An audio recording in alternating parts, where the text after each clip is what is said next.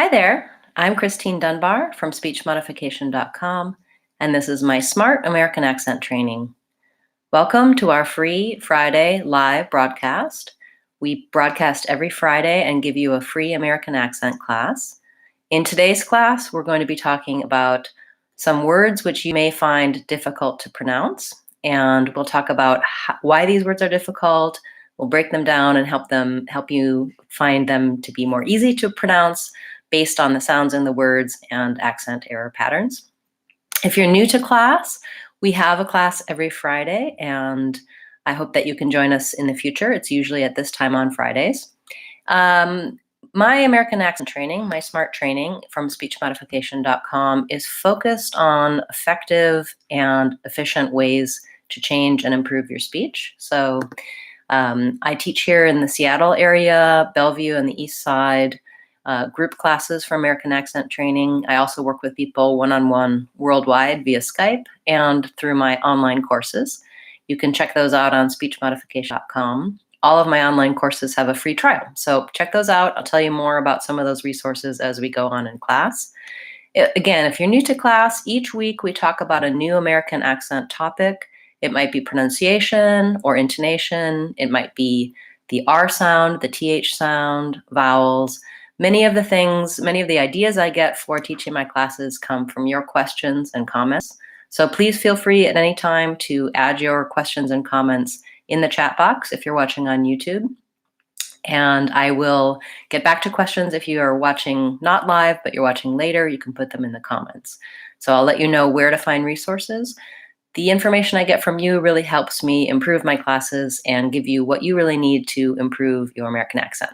So again, in today's class, we're going to be looking at some words which you may find difficult to pronounce and breaking down why that is and how to correct it.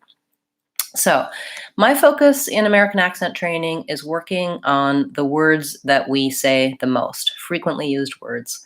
The reason for this is that even when you have a great big vocabulary, lots and lots of words in American English, the bulk of what you're saying is about 1,000 words or less. 80% of your sentence is made up of these words, like this, word, were, really, is, was, he, she, etc. And so if you can improve and change your pronunciation for those words, it's going to have a big effect on how well you're understood. There's nothing wrong with having an accent if it's not getting in your way of being understood. But if people ask you to repeat, if there's words that you struggle with, then you can find it to be a problem when you're speaking American English. So I try to help you with that. So let's look at some of the words that we use the most. We use them very frequently that might be difficult to pronounce. Of course, we can also look at words that are just challenging for you in general. They don't have to be common words, but the words I'm going to focus on and present to you are words like really, like texts, like sixth, like literally, girl, world. Words that are fairly basic in terms of how we use them, but are complicated in how to pronounce. So we have our first question. Please feel free to ask the question. I will take it. And if I come back to the question, so you can type it right away in chat. So Mo says he has 2 questions. Let me know what they are and I'll answer them for you.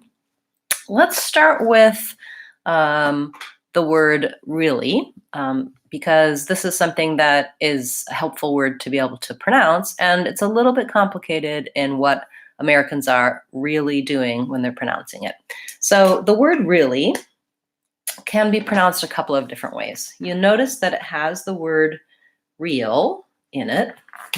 And when I'm just saying the word real, I tend to say it like this. Real. I started writing an IPA, so that's the IPA for it. Real. And that's what you'll see in the dictionary, especially if you use my preferred dictionary, which is the Oxford Learner's Dictionaries. That means one symbol for one sound.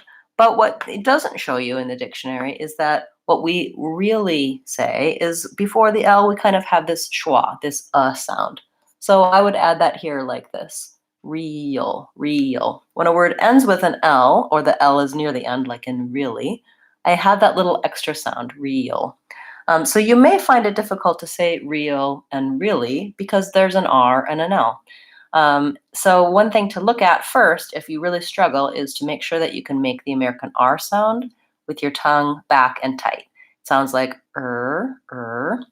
And what you may be doing is having a tendency to come more forward and roll that R, or make a distorted R that's not quite the American R.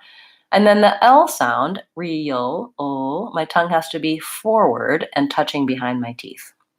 So when you're trying to say really, you can work on just real first. I'm kind of breaking it down, going slowly, real, like it's 2 syllables.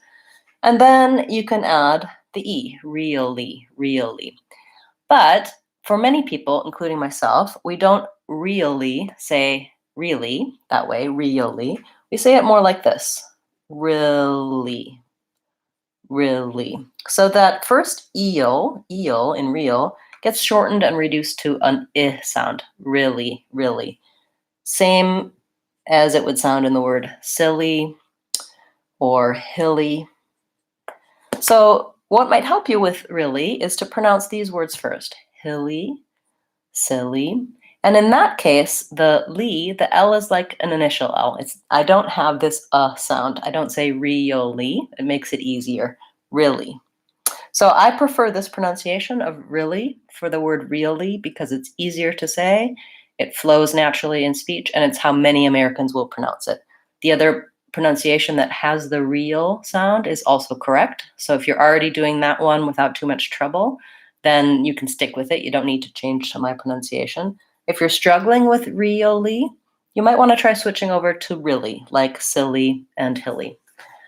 So that's our first word, really. Now I'm going to take a look at, we have some questions in the chat box, so I'm going to help you with those.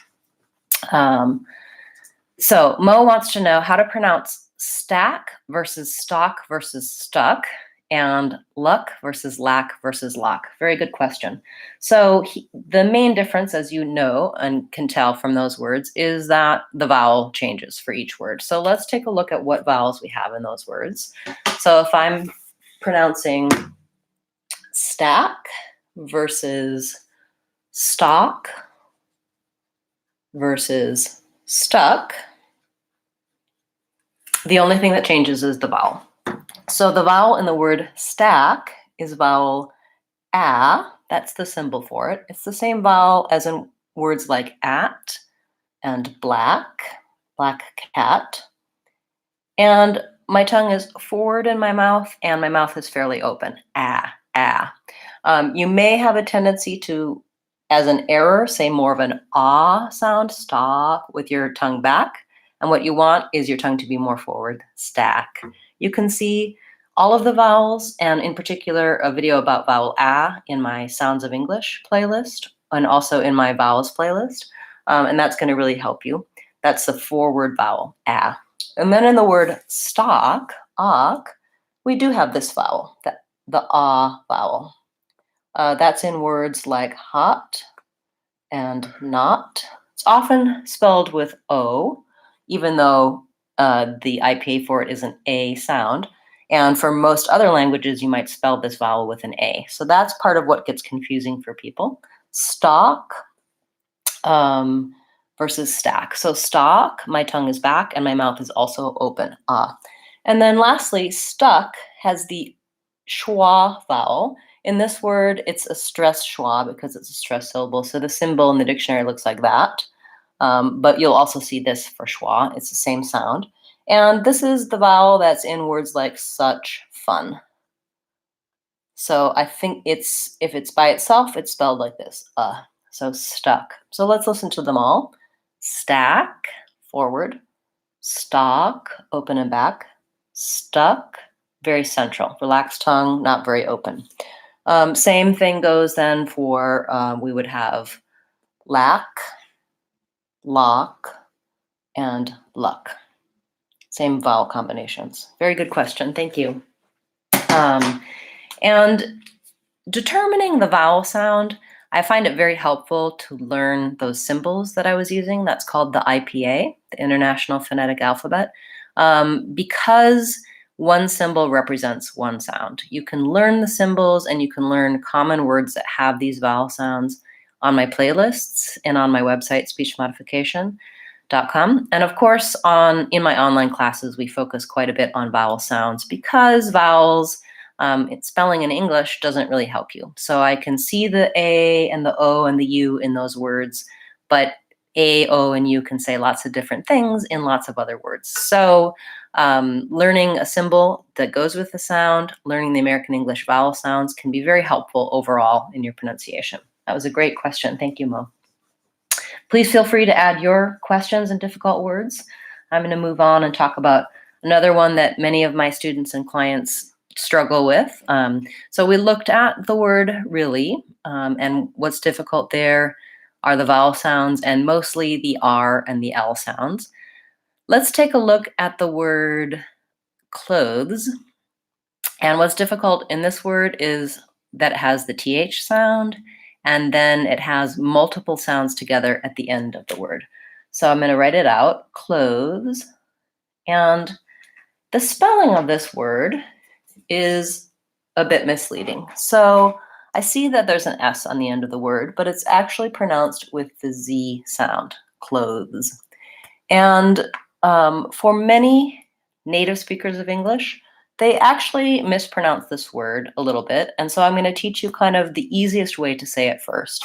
So technically, it has the TH sound, the th sound, same sound as in the and that, or clothes by itself. But for many people, for many Americans, they simply pronounce it the same as the word close, like close the door. So they might say, I close the door, my clothes are in the closet. So I suggest if you struggle with this word, that you just simply pronounce it like this, close. And that O is two sounds, close. So hold your O a little longer, close. And if that's fairly simple for you, close, you can stick with it. You'll be understood because context will always tell people if you're saying close, like close the door, or clothes, like my clothes that I'm wearing. But you can also then work towards adding that TH sound, in which case it sounds like clothes, clothes, and then I have to move from the TH to the Z, vz, clothes. I would say in fast speech, not very many people really put that TH in there, clothes, including myself. So that's one quick fix for that word clothes, is just to leave the TH sound off. Working on TH, I have an American TH playlist that will help you with this sound and other words with TH. Let's look at another one where TH is at the beginning. So oftentimes people struggle with the TH sound. On my website, you can get a free download of my ebook that talks about pronouncing the word the. It's the most frequently used word in English. And it breaks down the sounds in that word, teaches you about American TH, how to begin to change your TH, what error patterns you might have. Once you've established a pretty good TH, you can use it. You might still find that words like three and through and throw are hard for you. That's because we're going from the TH sound, which is forward between the teeth, or th, and to the back R in American English, And so for many people, that's a pattern going from th to that's very challenging for them. You might have a tendency to either make it sound more like tree or three. That's hard for me. Going from the TH to the rolled R is not a pattern that I typically have. So you might find that your R is affected or your TH is affected, or both. Tree, pre, three. So what I suggest for these words that have the THR sound is that you try first to say the word with just the R sound. Get your back American R ready and try re. And then once re is comfortable, try adding the TH. Three. And notice how slowly I went. Three. I moved from the TH sound to the R sound very slowly. Thir. And so I can almost think of it as practicing this sound first, going from th to thir. That's going to help my tongue make that movement and feel that movement. And that's also going to help me on words like together, and another, other, either. I need that that TH to ER combination. We end a lot of words in American English with TH and ER, and you might have a tendency in this case to leave your R off or make more of a schwa sound. So your arrow would sound like together or other or another. And by the way, that's the accepted pronunciation in some dialects of English. British English, Indian English, they tend to use the schwa vowel, another, instead of another. But in American English, when there's an R in the middle, at the end, the beginning, anywhere in the word, we're always saying the R sound. Okay, so I do have a video about THR words. You can check that one out specifically for more help and practice. You can also go to my website, speechmodification.com, and I have a free practice site there. So if you go into free resources and look for free practice, I have many videos, exercises, and MP3s for you there for practice. And you can type in the search box, both on speech modification and on my YouTube channel, for any word that you're looking for or any pattern that you're looking for, and the resources I have for that will pop up. I'd like to share with you one resource that is on my YouTube channel, which is a playlist I have for difficult words. So many of the words I'm talking about today, I have created videos that break down these patterns for you. And I'm going to go ahead and put that in the chat for you now. Bear with me a moment while I get that ready. So this is my difficult words playlist. And I'm adding additional videos to that as I work on words that you might find difficult. So you can make comments and questions, make suggestions for words that you'd like to see broken down. Many of the videos there were suggested by viewers and students of mine who say, oh, I really struggle with this word in particular. Words like literally and world and girl and really and texts, like we've been talking about this week and last week. Great. So let's talk a little bit about, first of all, please feel free to add your additional comments and questions if you have them. And I want to talk a little bit about more in general about how to work on difficult words. So of course, we're looking at the sounds in the word, and you want to be able to say those sounds by themselves. So sometimes you'll find that the way I'm teaching in these classes and in my videos is to isolate specific sounds in the word. So it might be the TH sound, it might be the R sound. Make sure that you can say the sound by itself. If you can't, get resources and get help for that particular sound on my website and on my channel page. Work on the R by itself, work on it in common words, and then go to your difficult word. So it can be hard if you have difficulty with many of the sounds in the word to put them together and sequence them into the word. Another element that you can do that I often do in my videos is to break down the word into its syllables. And so in a word, for example, like literally, I would look at each syllable by itself. So I'd look at the R sound, the L sound, making sure I can say those. And then I would break down literally, each part of the word, each syllable of the word, to make sure I can say those all separately. And then I begin to sequence them together, move them together more quickly. Another technique I use for difficult words is to approach it in a new way. So sometimes building the word from the back is easier than starting from the front. If I start the word the way I've always started it, my habitual patterns will kick in, my accent patterns will kick in, and I may have a tendency to make the same error over and over again. But if I start from the back of the word, that's not something that I already have a habit for. I don't already have a pattern for that. And I can sometimes use my brain to fool my mouth into saying it a new way. So an example for that would be, let's see, how about the word, let's say maybe I had an issue with the word technology. I could work from the back, G, ology, technology. So I'm building the syllables from back to front and sequencing them. That may not be a word that you have too much difficulty with. You can make a suggestion for another word you'd like to see that technique for. Go ahead and find some additional words on my playlists. And again, in my online courses, we talk about the patterns, the fundamental basic building blocks you need for helping you with these more difficult words, as well as breaking down some of the ones that you use most frequently. You can get a free trial of any of my courses, and I would suggest a good starting point is my 6-week course, which is available as an online course, and I also teach it here locally. I'm starting the next one tomorrow, and it'll run from tomorrow until December 1st, and that'll be Saturday mornings in Bellevue. So I hope you can join me for that if you're here in this area. And the next sequences will start again in January.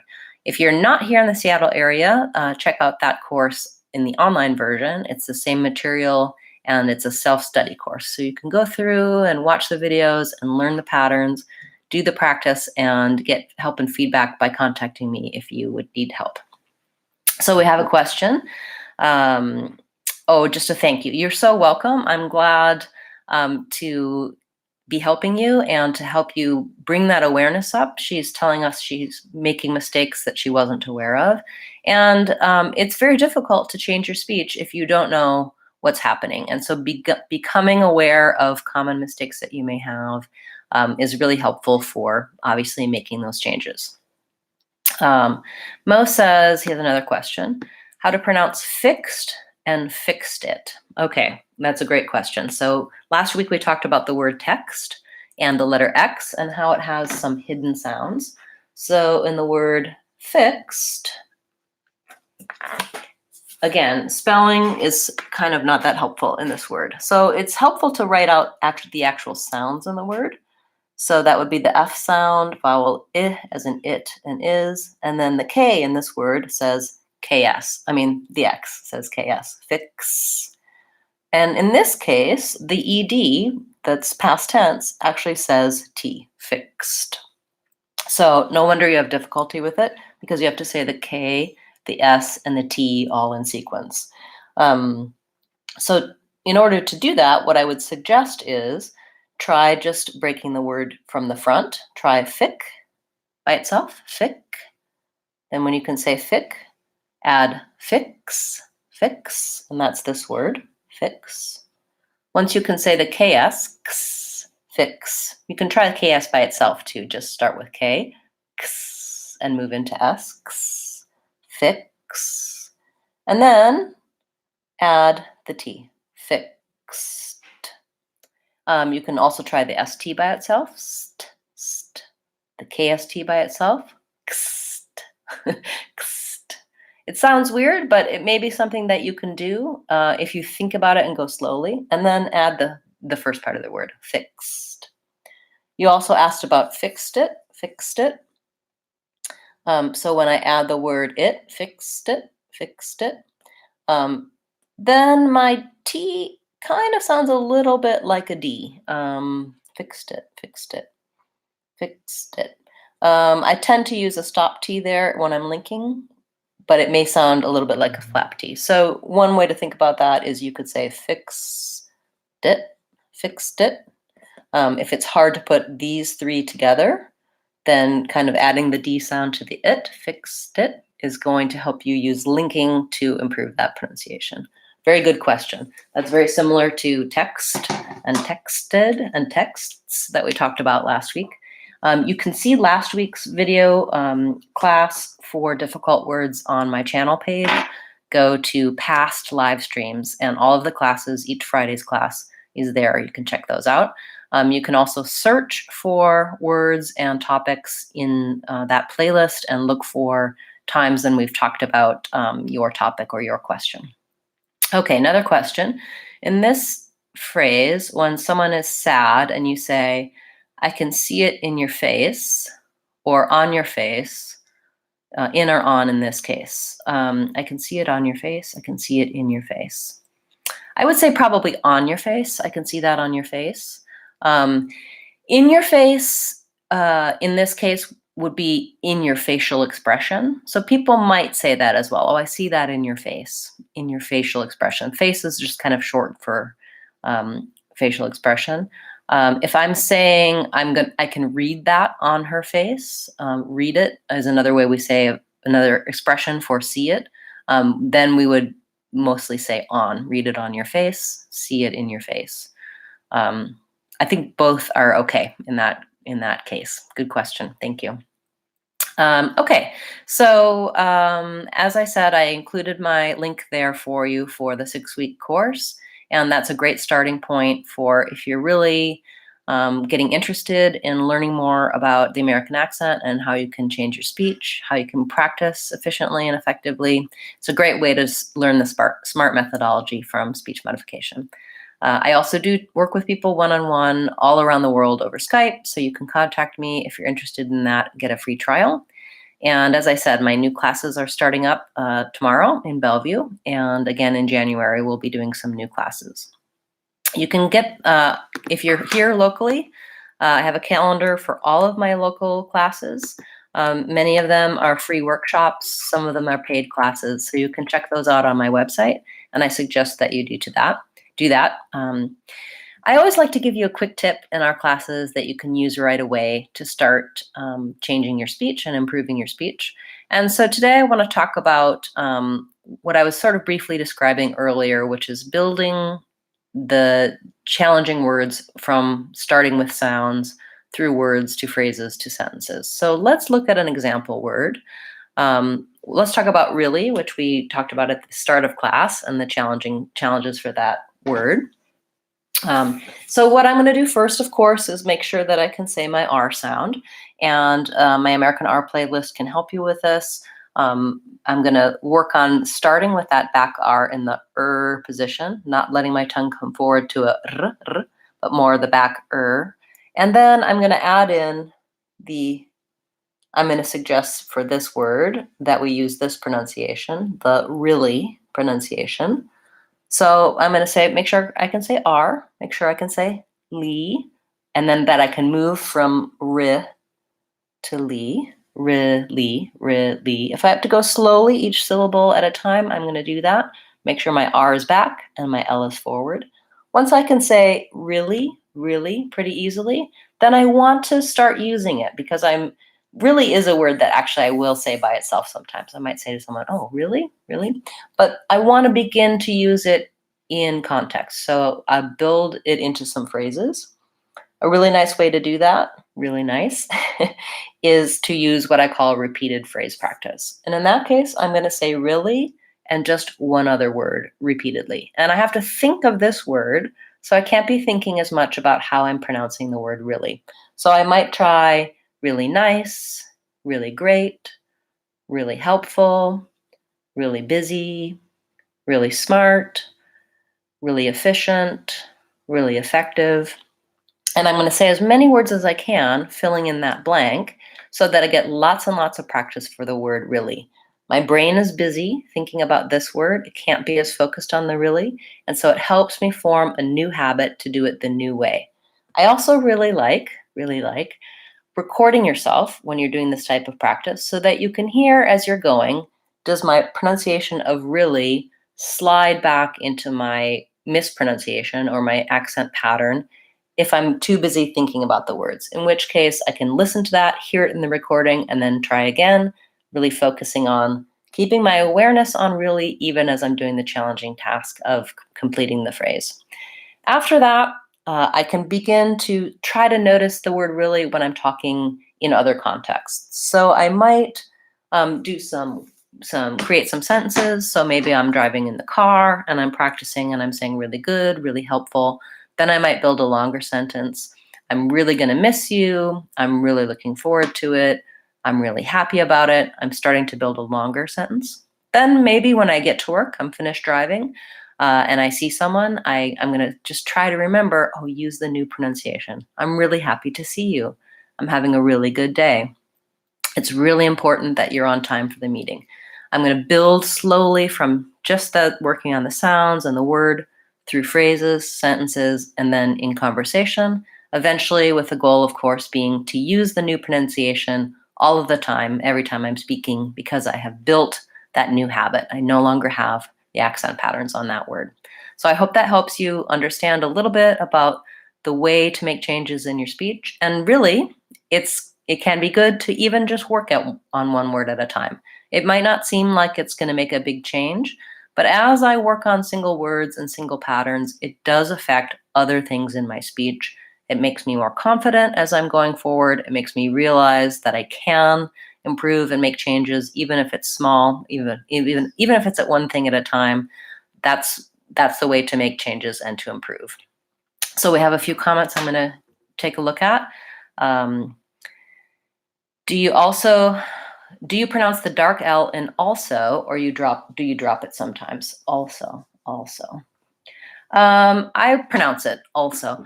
I think also, I think it sounds strange without the L, also, but it's not very heavily pronounced. So I'm not saying also, or lingering on that very long. It's very quick, also.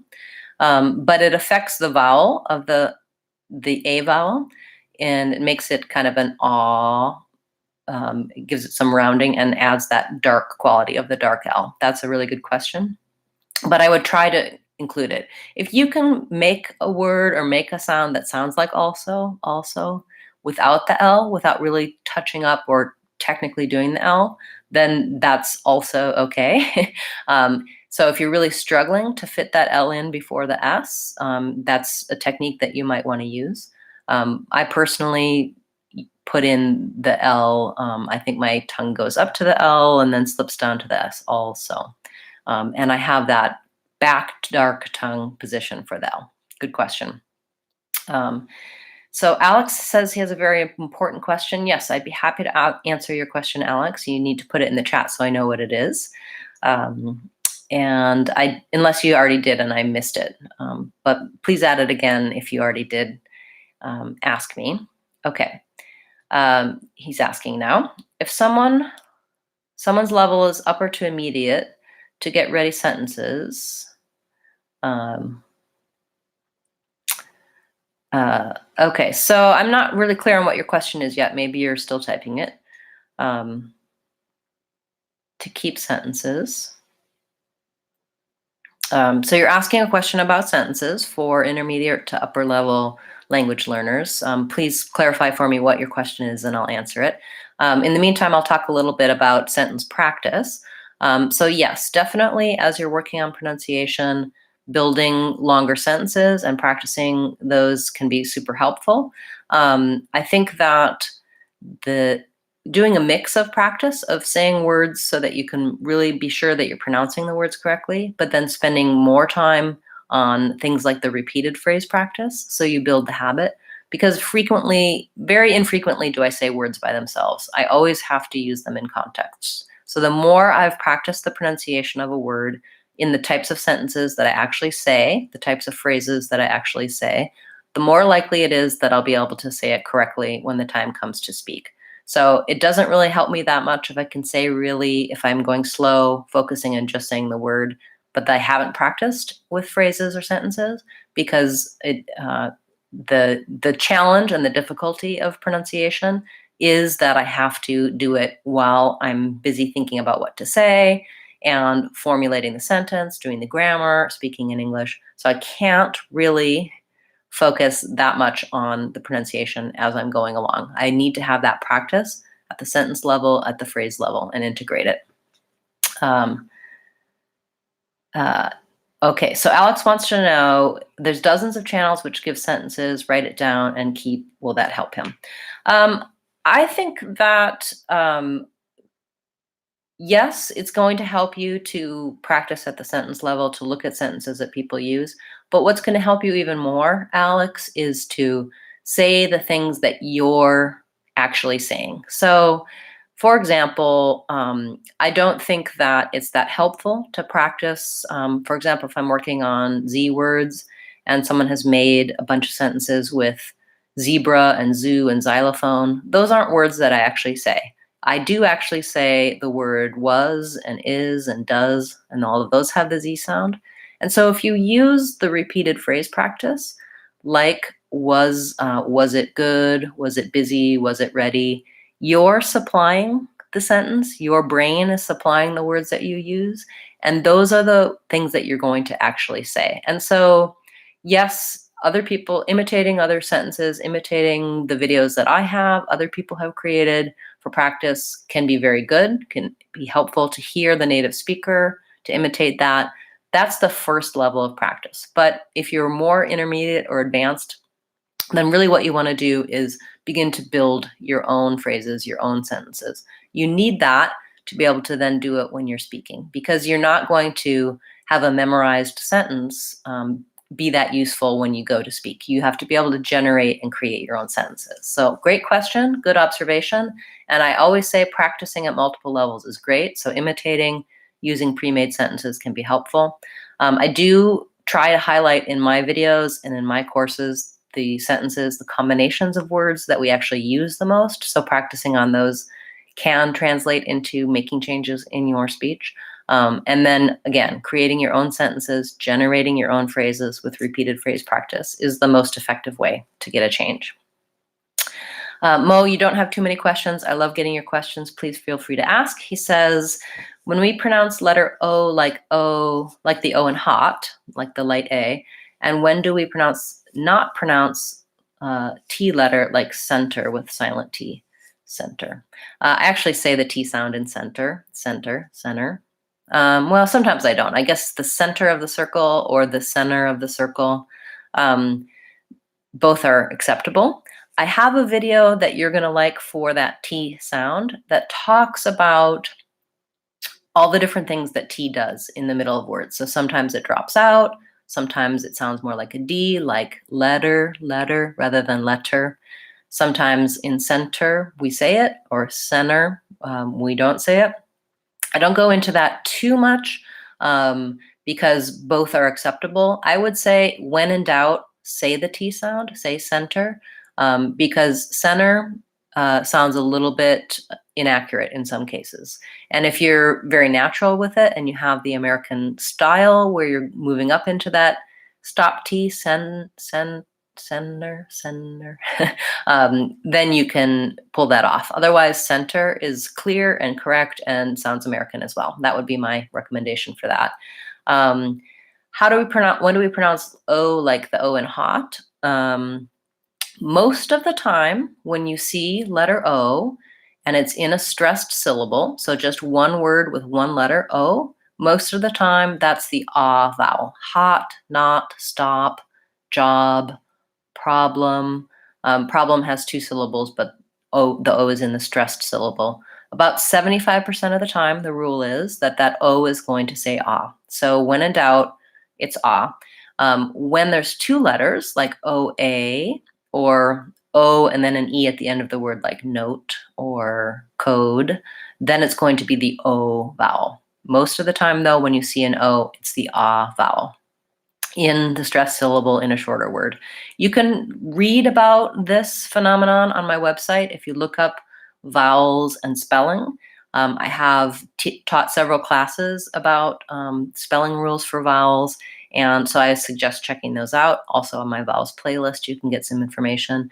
And this is something that I cover in my 6 weeks course, where we go through the sounds and the letters of the vowels versus the spelling of the vowels. Also, next week in our Friday class, we're going to be talking about vowels and sounds and spelling. So come back next week for more details on that. But thank you so much for the great question. And I hope that I covered both parts of that question for you.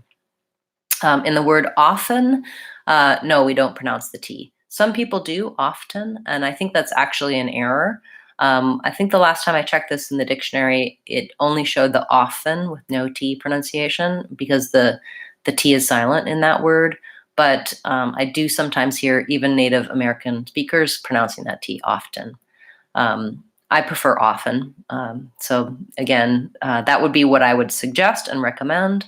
But I'll have to do further research for whether or not often is acceptable. It sounds a little, it sounds incorrect to me, and I think probably to many native speakers if you use the T sound. You're welcome, Mo. Yes, Alex, I agree. There's so many resources. It can be confusing. And it can be overwhelming because there is a lot of information out there, and it can be hard to know where to start, how to what to believe and what not to believe. I personally, for you, I would suggest, perhaps trying one of my online courses, because what that does for you is it organizes the information.